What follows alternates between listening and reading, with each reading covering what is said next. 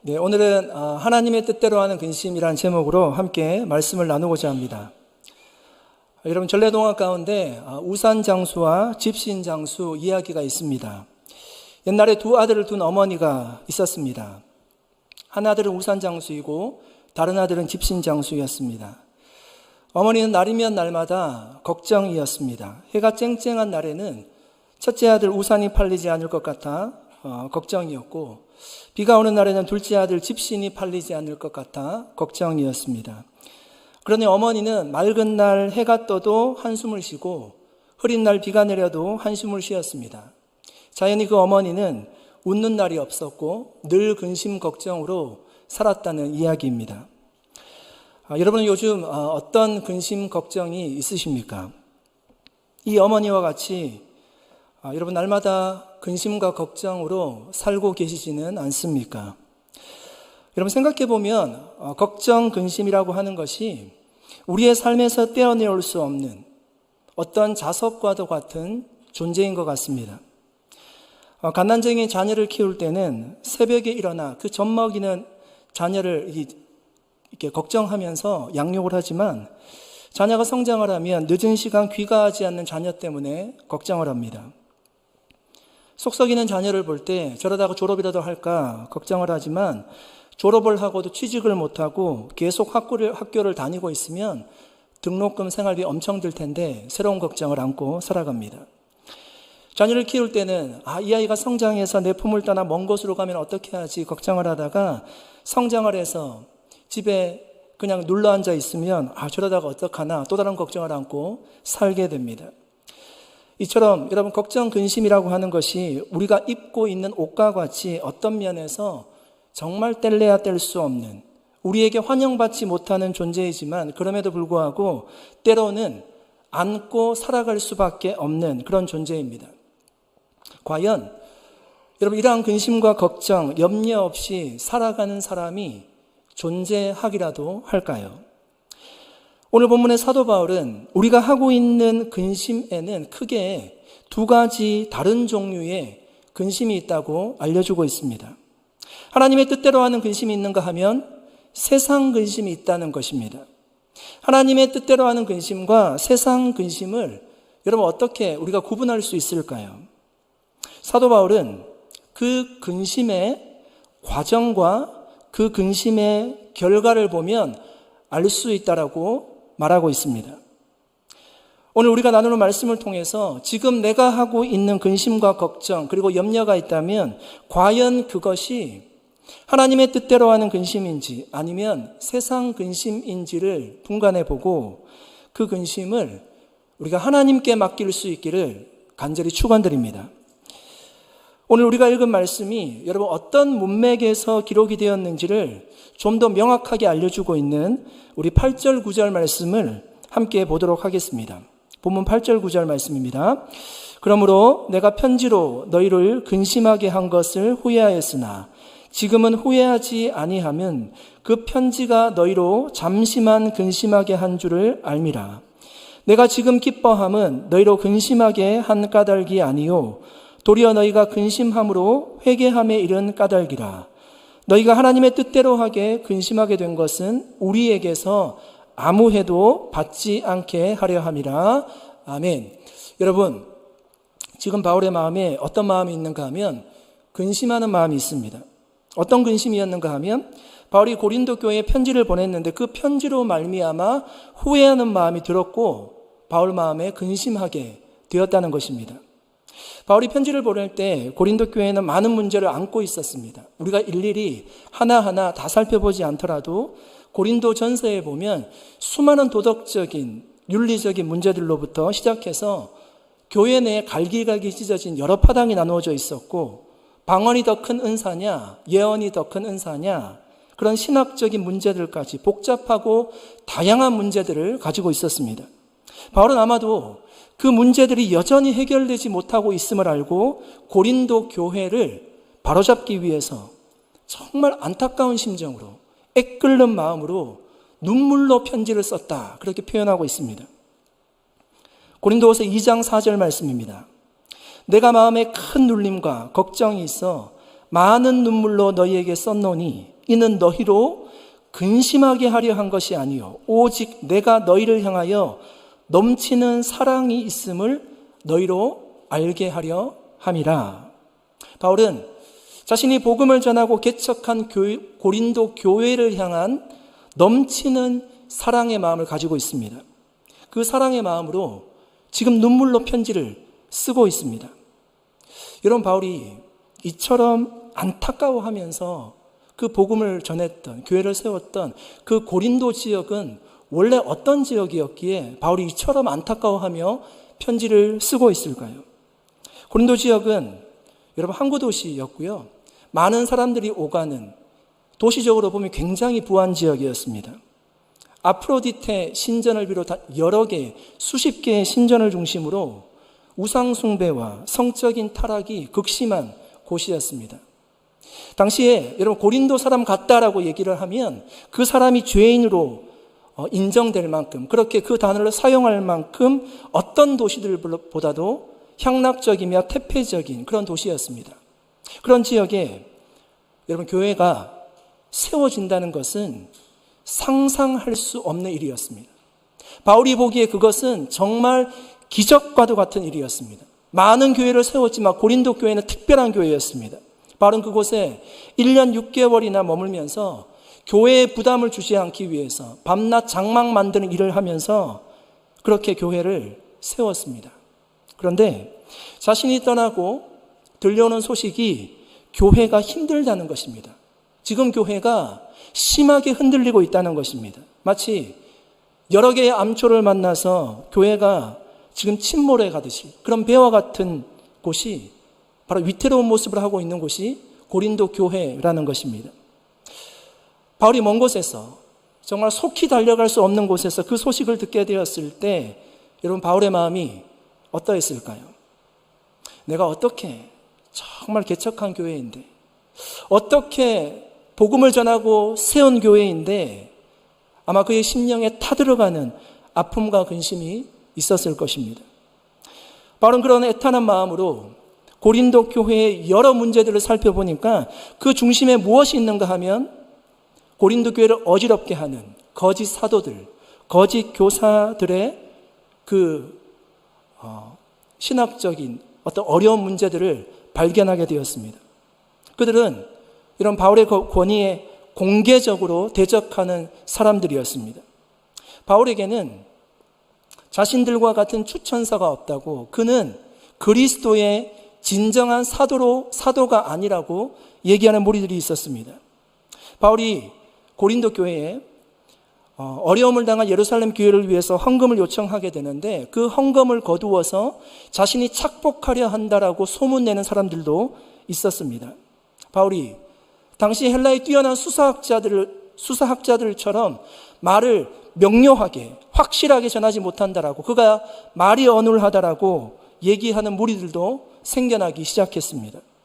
그래서 바울은 안타까운 심정으로 고린도 교인들이 그런 거짓 사도들의 선동에 넘어가고 있다는 것을 알고 바울의 권위에 공개적으로 저항하던 자들을 교회적으로 징계할 것을, 권징할 것을 편지를 쓰며 눈물로 지금 호소하고 있는 것입니다.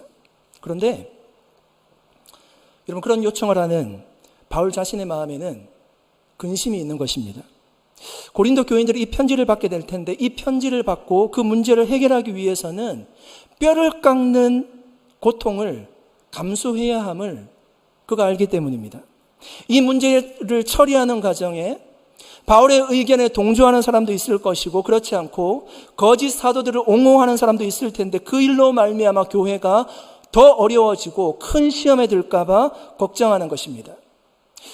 고린도 교회를 낳은 부모의 마음으로 바울이 지금 염려하고 있는 것이죠. 그런데 바울은 이제는 그렇게 눈물로 편지를 보낸 것을 후회하지 않는다고 합니다. 왜냐하면 고린도 교회에 그 편지가 근심을 주고 고통을 줄 수 있지만 그 근심은 잠시 하는 근심이라는 것을 깨달았습니다. 오히려 바울은 지금 기뻐하고 있다라고 얘기합니다. 그 근심이 그들로 회개에 이르도록 인도했기 때문입니다. 바울은 지금 두 가지 다른 종류의 근심을 얘기하고 있어요. 하나님의 뜻대로 하는 근심과 세상 근심의 차이는 이처럼 바로 그 과정과 결과가 다르다는 것입니다. 세상 근심은 여러분 죄의 결과나 죄를 짓게 된 사실만을 후회합니다.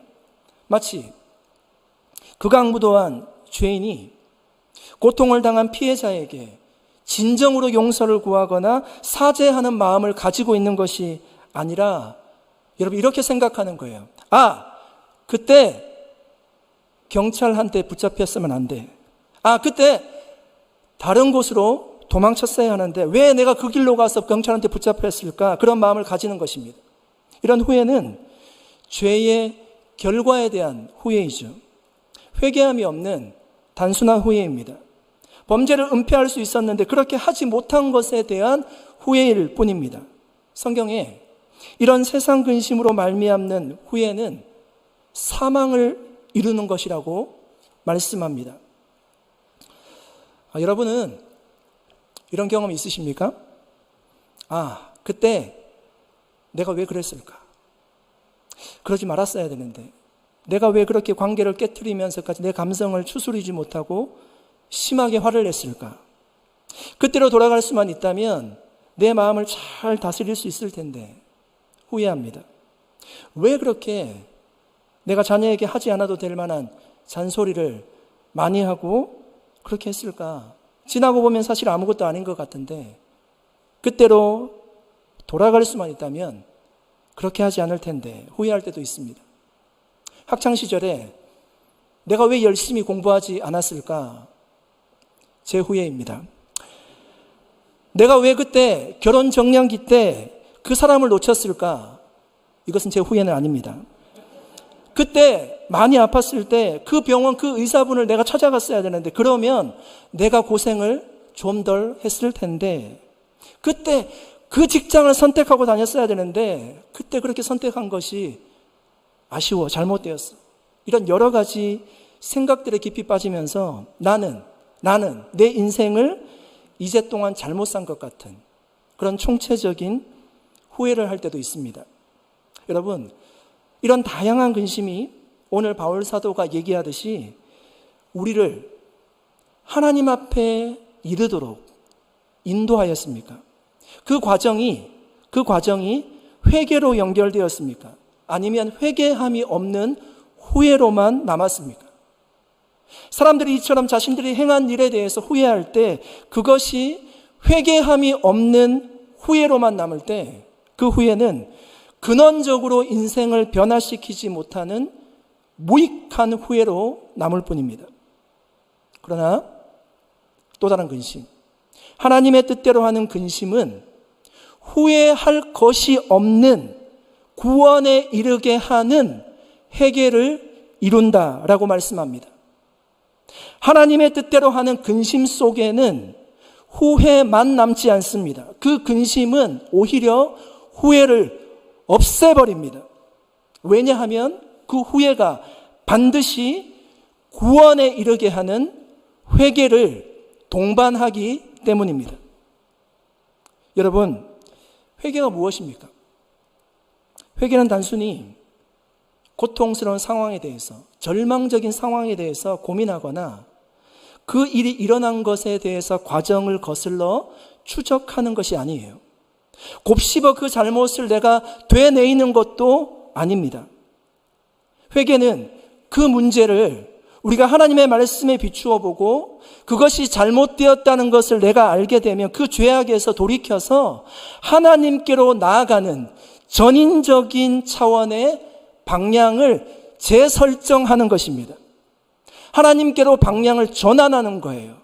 새로운 목적지로 기차를 갈아타는 것입니다. 여러분, 저는 이 편지를 받고 있는, 눈물의 편지를 받고 있는 고린도 교인들을 생각해 보았습니다. 그들 중에는 두 부류의 사람들로 나누어질 거예요. 바울의 책망을 듣고 자신들을 방어하고 오히려 바울에게 반격의 논리를 펴는 사람들도 있을 것입니다. 자신들은 비판받을 하등의 이유가 없다고 생각하고 소리내어 목소리를 높여서 화를 내고 붕괴하는 사람들도 있을 것입니다. 그러나 또 다른 사람들은 바울의 건설적인 책망과 비판을 감사하는 마음으로 받고 진지하게 반성하고 하나님께 회개하는 사람도 있을 것입니다. 여러분, 전자는 죄와 연결되어 있어서 그 죄를 끊어내지 못하는 사람들입니다. 그 죄를 끊어내기 위해서는 자신이 누리고 있는 것들, 자신이 즐기고 있는 것을 포기해야 될 것입니다. 그러니까 바울의 책망을 따르지 않고 끝까지 죄와 결부되어서 죄와 끈끈하게 연결되어서 죄와 같이 살아가는 것입니다. 그러나 후자는 바울의 책망을 겸허히 받아들입니다. 여러분, 물론 이 사람들에게도 아픔이 있습니다. 동일하게 아픈 고통이 따릅니다. 회개라고 하는 것이 바로 그런 거예요. 회개의 과정이 찬양하듯이 그렇게 즐겁고 기쁜 시간이 아닙니다. 죄를 끊어내려면 당연히 고통과 아픔의 통로를 지나가야 되는 것입니다. 그러나 그런 회개의 시간이 없으면 구원의 기쁨을 알지 못합니다. 바울은 오늘 본문에 선언하고 있습니다. 하나님의 뜻대로 하는 근심은 후회할 것이 없는 구원에 이르게 하는 회개를 이루는 것이요. 회개의 아픈 통로가 너무나 고통스럽지만, 포기해야 될 것도 많지만, 회개의 아픈 통로를 지나고 나면 구원의 큰 기쁨이 반드시 찾아온다는 것입니다. 여러분, 이 말씀을, 이 교훈을 우리의 삶에 한번 대입해 보셨으면 좋겠습니다. 저와 여러분은 어떻습니까? 고린도 교회처럼 우리의 행위를 책망하는, 회개를 촉구하는 그런 하나님의 말씀을 우리가 듣고 묵상하고 읽을 때가 있습니다. 그때 우리의 행동은 어떻습니까? 애써 그 말씀을 여러분 외면하고 있습니까? 아니면 나와는 상관없는 말씀으로 생각하고 있습니까? 내 행동에 적용해 볼 때 분명히 죄인 것을 알면서도 그 죄를 끊어낼 자신이 없어 다른 변명거리를 찾고 있습니까? 아니면 자기 방어할 이유를 찾고 있습니까? 죄를 인정하게 되면 체면을 구길까 봐 그냥 넘어가고 있습니까? 아니면 그 말씀을 나의 신앙 성장과 성숙을 위한 도구로 그 책망을 받아들이고 마음의 부담으로 다가온 그 문제들을 고치기 위해서 모든 노력을 기울이고 있습니까? 회개하고 있습니까? 분명 회개는 아픈 과정입니다. 아프고 고통스러운 과정이지만 하나님은 그렇게 회개하는 자에게, 회개의 깊은 통로를 지나온 자에게 하나님의 나라에서 누릴 그 구원의 기쁨을 잠시나마 맛보게 하실 것입니다. 여러분, 우리가 천국을 기대하는데요, 구원의 기쁨이라고 하는 것은 천국에서 누릴 완전한 기쁨을 얘기하는 것입니다. 하나님 나라가 이 땅에 임하였지만 완성된 하나님의 나라는 우리가 경험하지 못했습니다. 그 완성된 하나님의 나라에서 누릴 그 기쁨을 회개라는 과정을 통과한 자에게 하나님께서 잠시나마 누리게 하실 것입니다. 여러분, 과거에 회개했던 그런 지난 날의 삶을 한번 생각해 보십시오. 많은 분들이 동일한 체험을 했을 것이라고 생각합니다. 저도 신학교 다닐 때 눈물로 회개하던 시절이 있었습니다. 제가 이 말씀을 이렇게 적으면서요, 제 마음에 참 안타까운 마음이 있었습니다. 왜 그런가 하면 제가 이 과거에 경험했던 것이기 때문입니다. 제가 최근에 하나님 앞에 내가 정말 통회하면서 내가 회개했던 적이 언제인지 너무 부끄러운 마음으로 적었습니다. 그 당시 신학생 시절, 마음이 뜨거웠던 시절, 지나온 과거의 삶을 돌아볼 때 그 삶이 너무나 부끄럽고 후회스러운 것입니다. 특별히 제가 하나님 앞에 큰 죄는 짓지 않았을지 몰라도 하나님의 말씀에 비추어 보니까 죄가 아닌 것이 없었습니다. 너무나 부끄러운 것이 많고 돌이킬 수만 있다면 정말 치워버리고 싶을 정도로 후회스러운 것입니다. 그런데 그런 문제를 두고 정말 애통하는 마음으로 가슴을 치며 도저히 하늘을 쳐다보지도 못하고 기도했던 그 세리의 심정으로 하나님 앞에 기도했습니다. 한참을 그렇게 울면서 기도하는데 마음속에 뭔지 모를 정말 설명할 수 없는 평강이 찾아오는 것을 느꼈습니다. 주님이 주시는 소망이 생겼어요. 이제는 다시는 그런 삶을 살지 않겠노라고 다짐을 하게 되었습니다. 제 마음속에 기쁨이 샘솟기 시작했습니다. 과거의 문제와는 상관없이 하나님께서 나를 바라주신다는, 나를 사랑하신다는 그런 믿음이 일기 시작했습니다. 저는 그런 기쁨이 가슴을 찢는 회개를 통해 오는 하나님이 우리에게 주시는 구원의 기쁨이라고 믿습니다. 여러분, 현재 우리가 그런 기쁨을 누리고 있는지 돌아보십시오. 여러분, 그런 의미에서 우리에게 일어나는 모든 근심은 쓸모없는 근심이 없습니다. 우리가 쓸모없는 근심으로 만들 뿐이에요. 똑같은 근심이라도 그 근심을 주님께 우리가 가지고 나아간다면 그 근심은 후회할 것이 없는 구원에 이르게 하는 근심이 될 수 있습니다. 그런데 동일한 문제를 두고도 회개에 미치지 못하는 상황에 대한 후회, 죄를 지은 것에 대한 후회만을 우리가 가지고 있다면 그 근심은 사망에 이르게 하는 근심입니다. 여러분, 그런 근심은 심령을 상하게 합니다. 하나님은 말씀하십니다. 마음의 즐거움은 양약이라도 심령의 근심은 뼈를 마르게 하니라. 여러분, 세상 근심이 사람들을 어떻게 죽이는가 하면 말라 죽이게 합니다. 자신의 상황을 어떻게 바라보게 하는가 하면 절망스럽게 바라보게 해요. 그런 근심은 출구를 찾지 못하는 근심이에요. 후회로 시작해서 후회로 끝맺는 근심입니다. 그 근심 때문에 밤잠을 설치고 자다가도 일어나고, 그 근심 때문에 입맛이 없어 음식을 제대로 먹지 못해도 그 근심 때문에 집에서 나오지 못하고 골방에서 홀로 쓸쓸한 시간을 보내어도 해결되지 않는 그런 근심이 바로 사망에 이르게 하는 근심입니다. 왜 미련하게도 우리는 그런 근심을 하고 있는 것일까요?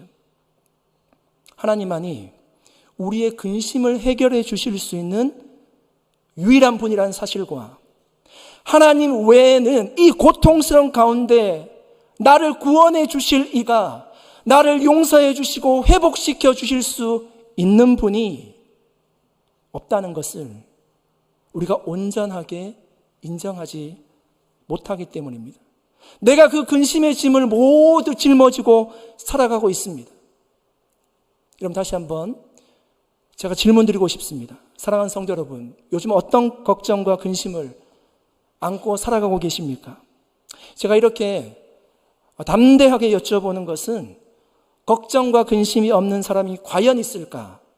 제게 확신이 있기 때문입니다. 여러분, 근심 걱정을 늘 많이 가지고 사는 사람이 있었습니다. 이 사람은 걱정과 근심거리가 없으면 만들어서라도 걱정 근심을 하는 사람이었습니다. 어떤 사람이 그 사람에게 말했습니다. 어느 마을에 가보니까 2만 명이 모여 사는데 거기는 근심 걱정을 하고 있는 사람이 한 사람도 없다이다. 고급 정보이죠?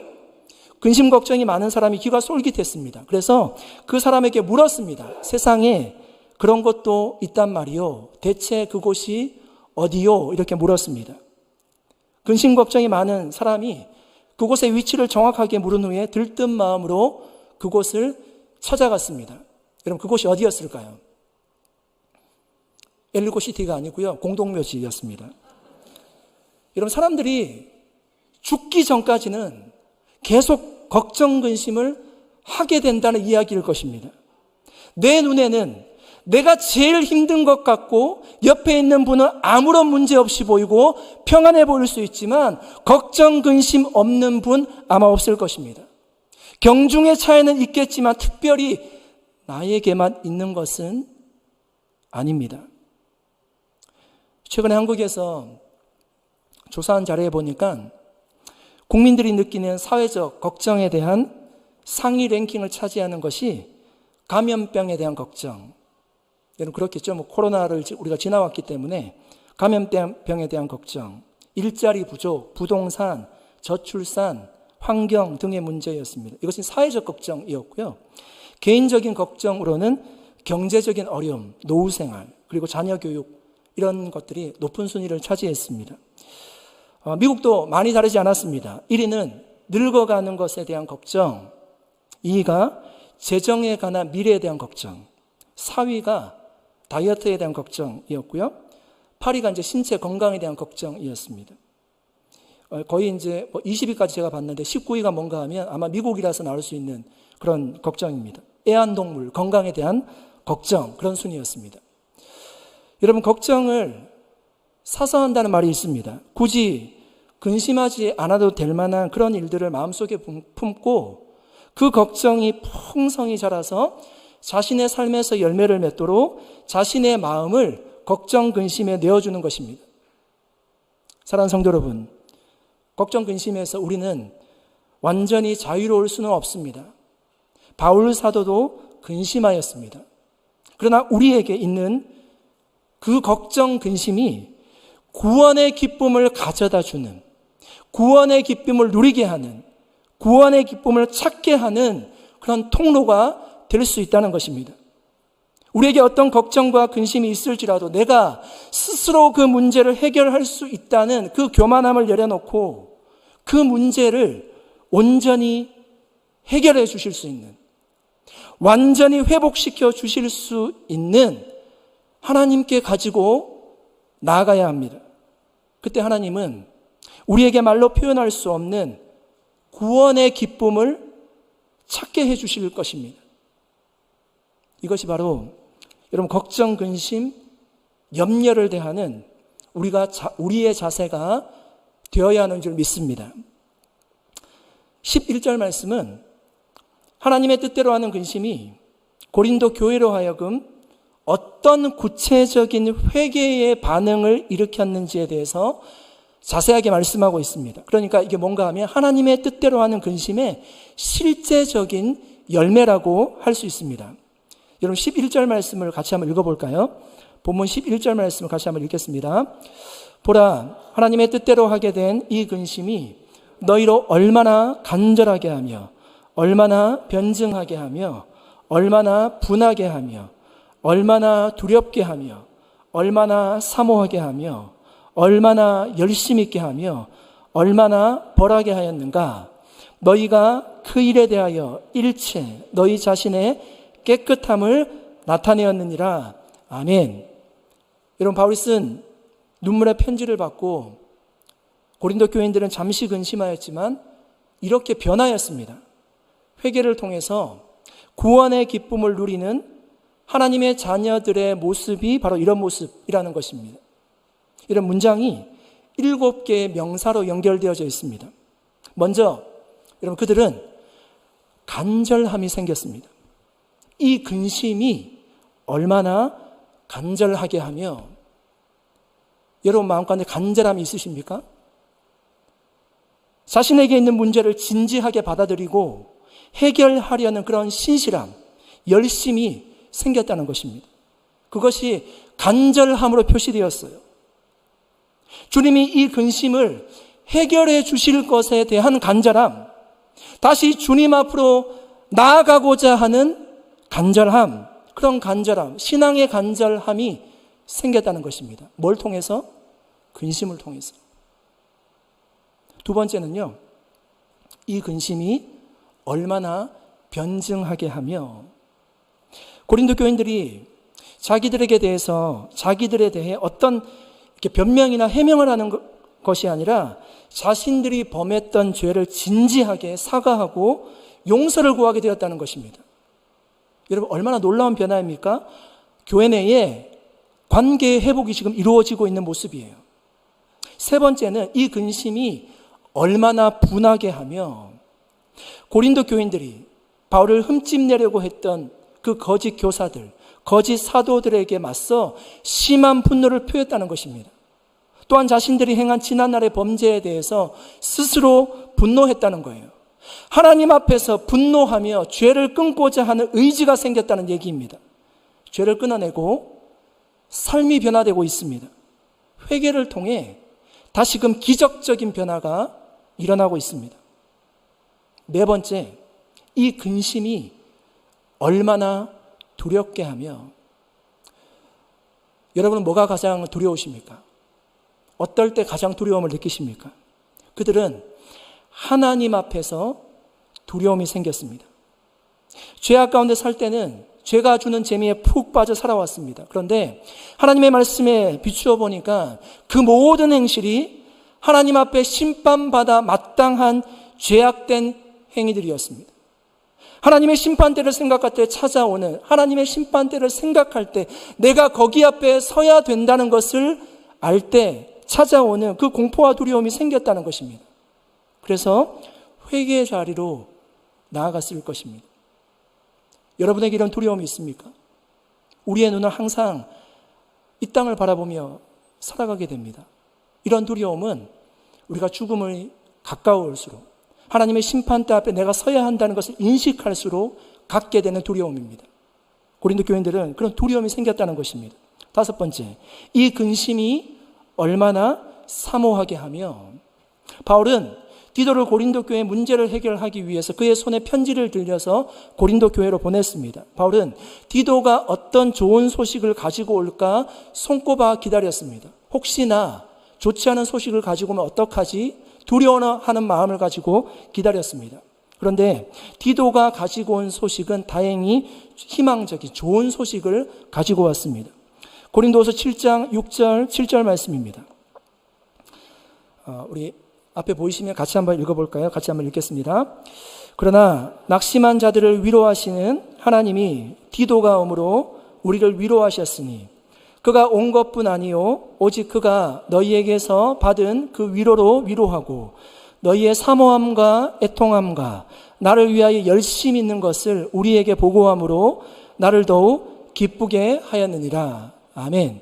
이런 바울이 디도를 고린도로 보낼 때 마음이 편치 않았습니다. 자신을 반대하던 사람들이 있다는 것을 알고 혹시라도 디도를 박해하기라도 하면 어떨까 염려와 걱정하는 마음으로 그를 보냈습니다. 그런데 디도가 가지고 온 것은 디도 자신도 고린도 교회를 통해서 위로받았다는 내용이었고, 또한 고린도 교회가 바울을 사모함으로 보고 싶어 한다는 기쁜 소식이었습니다. 여러분, 얼마나 바울이 기쁠까요? 자신을 반대하는 사람들이 많을 줄 알았는데 회개하고 자신을 보고 싶어 한다는 것입니다. 그들은 하나님의 말씀에 비추어 볼 때 거짓 교사들의 가르침과 바울의 가르침이 무엇이 옳고 그른지를 구분할 수 있게 되었습니다. 그러면서 하나님 앞에 회개하고 자신들에게 복음을 처음으로 전하여 주었던 바울을 사모하게 되었다는 얘기입니다. 놀라운 변화가 지금 고린도 교회에 일어나고 있는 모습입니다. 여섯 번째, 이 근심이 얼마나 열심 있게 하며, 그들은 여러분 하나님을 향한 열심이 회복되었습니다. 열심히 생명 다해 복음을 전해 주었던 바울 사도를 닮으려고 하는 열심도 생겼습니다. 거짓 사도들의 유혹에 넘어가 진리를 떠난 그 고린도 성도들을 다시금 진리 가운데로 인도하고자 하는 영혼을 향한 열정도 열심도 생겼습니다. 여러분, 저는 코로나 이후에 어쩌면 우리에게 많은 부분 사라진 것이, 약해진 것이 바로 이런 하나님을 향한 열심이 아닐까 생각해 봅니다. 코로나 이전에 가졌던 그 열심, 교회 곳곳에서 봉사하며 섬겼던 그 열심, 우리의 상황이나 형편에 상관없이 주님을 예배하던 그 열심, 늘 모여 찬양하고 교제했던 그 열심, 전도와 선교를 정말 힘을 다해서 힘썼던 그 열심, 간절히 기도하던 그 열심, 그런 주님을 향한 열심이 식어 있다면, 우리에게 꺼져 있다면, 약해져 있다면 그 열심을 우리도 회복해야 되지 않을까요? 고린도 교인들은 바울의 편지로 인해 잠시 근심한 이후에 하나님 앞에서 이런 열심을 회복하게 되었습니다. 마지막 일곱 번째는 이 근심이 얼마나 벌하게 하였는가. 무슨 얘기일까요? 결국 고린도 교인들이 그들 가운데 무리를 일으켰던 자들을 책망하고 교회 법에 따라 치리하여서 교회의 질서를 공고히 세웠다는 의미입니다. 사랑하는 성도 여러분, 고린도 교인들은 결국 변화되었습니다. 잠시의 근심이 그들에게 결코 나쁜 것이 아니었습니다. 바울의 편지로 말미암아 잠시 근심하였지만, 여러분 잔잔한 호숫가에 돌을 던지며 그 물살이 퍼져나가듯이 교회 내에 근심이 있었지만 그 근심이 씨앗이 되어서 회개를 통해 구원의 기쁨이 회복되도록 그런 은혜의 역사가 일어났습니다. 그들은 하나님 앞에서 하나님의 말씀에 따라 판단해 보니까 결국 회개할 수밖에 없었습니다. 회개의 과정을 지나왔습니다. 그 회개를 통해 온전한 신앙이 회복이 된 것입니다. 주님을 향한 간절한 마음, 사모하는 마음, 두려워하는 마음, 열심히 있는 모습으로 회복이 된 것입니다. 이제 말씀을 정리하며 다시 한번 묻고 싶습니다. 여러분, 요즘 어떤 근심을 가지고 살고 계십니까? 집신장수와 우산장수의 어머니는 늘 근심하며 살았습니다. 왜 그랬을까요? 모든 무거운 근심의 짐을 억척같이 힘을 다해 자신이 짊어지고 살았기 때문입니다. 그런데 동네 사람의 조언을 듣고 비가 내리면 첫째 아들 우산이 잘 팔릴 것을 생각하니 기쁘고, 해가 쨍쨍하게 뜨면 둘째 아들 집신이 잘 팔릴 것 같아 기쁘니까 근심을 덜어내고 행복하게 살았다는 것입니다. 물론 여러분, 이 이야기는 동화입니다. 이 이야기가 주는 교훈은 상황은 같지만 생각을 바꾸어야 한다는 것이겠죠. 우리 모두에게 근심이 있을 수 있지만 우리의 생각을 바꾸어야 합니다. 그 근심이 후회로만 남는 근심이 되지 않기 위해서는 내가 그 근심을 짊어지고 사는 것이 아니라 그 근심을 해결할 수 있는 유일한 분인 하나님께 그 근심을 가지고 나아가야 합니다. 그것이 바로 회개라는 과정이에요. 회개라는 통로를 통해서 주님께 그 문제를 가지고 나아갈 수만 있다면 우리는 그 근심에서 자유할 수 있습니다. 그러면 주님은 자신을 3번이나 저주하고 부인한 베드로의 회개를 받으시고 용서하시고 다시금 사명을 주시고 구원의 기쁨을 허락하여 주셨듯이 우리아의 아내와 동침하고 우리아를 전쟁터에 나가 죽게 한 그 다윗의 눈물 어린 회개를 받으시고 구원의 기쁨을 회복시켜 주셨듯이 우리에게도 완성된 하나님의 나라에서 누릴 그 구원의 참된 기쁨을 허락해 주실 것입니다. 주님은 진정한 회개를 받으십니다. 우리에게 어떤 근심이 있을지라도 주님께로 그 근심을 가지고 나가 그 근심은 눈 녹듯 사라지고 구원의 참된 기쁨을 누릴 수 있는 구원의 기쁨을 회복하여 감사와 기쁨으로 신앙의 여정을 걷는 저와 여러분 되시기를 예수님의 이름으로 간절히 축원드립니다. 같이 한번 기도하겠습니다.